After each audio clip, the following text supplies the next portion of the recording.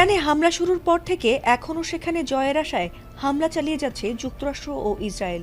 এমনকি খামেনির মতো ইরানের সব নেতাকে সরিয়ে দেয়া কিংবা ইরানে আগে কখনো হয়নি এমন ধরনের বিধ্বংসী হামলারও ঘোষণা দিয়েছে ট্রাম্প। কিন্তু ইরান মোটেই দমবার পাত্র নয়। ট্রাম্পের হুমকির তোয়াক্কা না করে তারাও ক্রমাগত রাতের ঘুম হারাম করে চলেছে আমেরিকা ইসরায়েলের।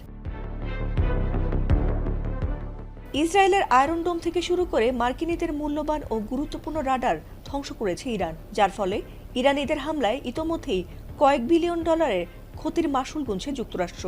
এমনকি যেখানে যুক্তরাষ্ট্রের অস্ত্রের ভাণ্ডার ফুরিয়ে আসছে, সেখানে ইরান ঘোষণা দিয়েছে যে তারা আরও 6 মাসেরও বেশি সময় ধরে হামলা চালিয়ে শত্রু দেশগুলোর ঘুম হারাম করতে সক্ষম। এবার তাই আবারও যুক্তরাষ্ট্র ও ইসরায়েলের বিভিন্ন গুরুত্বপূর্ণ জায়গায় মিসাইল হামলা চালিয়েছে ইরানের ইসলামী রেভলিউশনারি গার্ড কর্পস আইআরজিসি। তারা জানিয়েছে অপারেশন ট্রু প্রমিস 4 এর 27তম দফা হামলা চালিয়েছে তারা।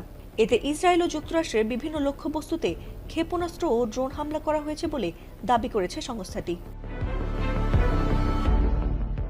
এছাড়াও শনিবার এক বিবৃতিতে আইআরজিসি জানিয়েছে সমন্বিত এই হামলায় ড্রোন ও ক্ষেপণাস্ত্র ব্যবহার করা হয়েছে।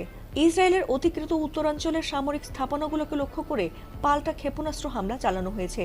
এমনকি তারা এসব হামলায় উন্নত প্রযুক্তির খাইবার শেখান ক্ষেপণাস্ত্র ব্যবহার করে হাইফা শহরের সামরিক লক্ষ্যবস্তুগুলোতে আঘাত হেনেছে।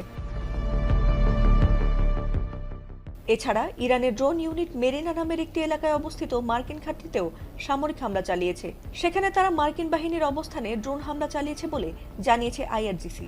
এমনকি তাদের নৌবাহিনী বাহরাইনে যুক্তরাষ্ট্রের 5ম নৌবহরের সঙ্গে সংশ্লিষ্ট কিছু স্থাপনাতেও হামলা চালিয়েছে, যার মধ্যে সালমান বন্দরে মার্কিন বাহিনীর সামরিক সহায়তা স্থাপনাও রয়েছে। আর এসব হামলার পর থেকে ক্রমাগত সাইরেন বাজছে এলাকাগুলোতে, আর বাড়ছে চরম আতঙ্ক।